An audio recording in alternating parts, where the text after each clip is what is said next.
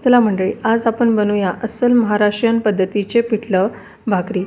महाराष्ट्रामध्ये पिठलं हे खूप आवडीनं खाल्लं जातं। त्यासाठी लागणाऱ्या साहित्यामध्ये आपण कांदा मस्त बारीकपैकी चिरून घेणार आहोत आणि त्याचबरोबर एक अर्धा टोमॅटो आपण चिरून घेत आहोत।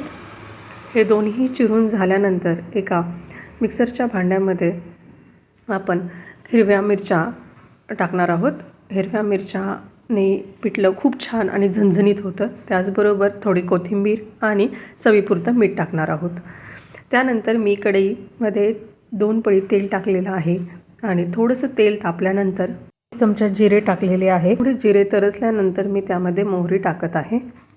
त्यानंतर लसूण आणि अद्रकची पेस्ट मी केलेली आहे, ती 1 चमचा टाकलेली आहे आणि जे आपण मिक्सरमधून काढलेलं वाटण होतं हिरव्या मिरचीचं ते आपण टाकणार आहोत आणि मस्त तेलामध्ये तरसून घेणार आहोत।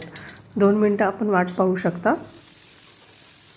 एकदा मस्तपैकी तरसल्यानंतर आपण चिरलेला जो कांदा आणि टोमॅटो होता तो टाकणार आहोत आणि त्याचबरोबर थोडेसे मसाले, त्यामध्ये हळद, जिरापूड टाकावी आणि थोडंसं पाणी टाकून त्याला एका ताटाने झाकून ठेवावे। 2 मिनिटांनी अजून अर्धा ग्लास पाणी टाकावे।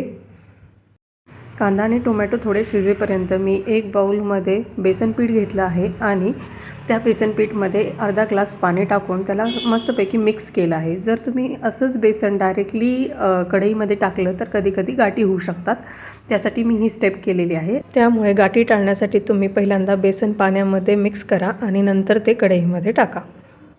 कंटिन्युअसली कढईमधील मिश्रण पळीने स्टीर करून घ्यायचं आहे, मिक्स करून घ्यायचं आहे, जेणेकरून गाठी होऊ नये। मी पिठलं शिजण्यासाठी 5 मिनिट झाकून ठेवलं आहे। त्यानंतर असं मस्त ते शिजतं आणि त्यातून वाफही निघते। तर तुम्ही पाहू शकतात अस्सल झणझणीत महाराष्ट्रीयन पद्धतीचे झुणका भाकर ते तयार झालेली आहे आणि झुणक्यासोबत बाजरीची किंवा ज्वारीची भाकरी खूप मस्त लागते। तर एकदा तुम्ही नक्की ट्राय करून पहा आणि अशाच रेसिपीसाठी नक्की लाईक, सबस्क्राईब आणि शेअर करा।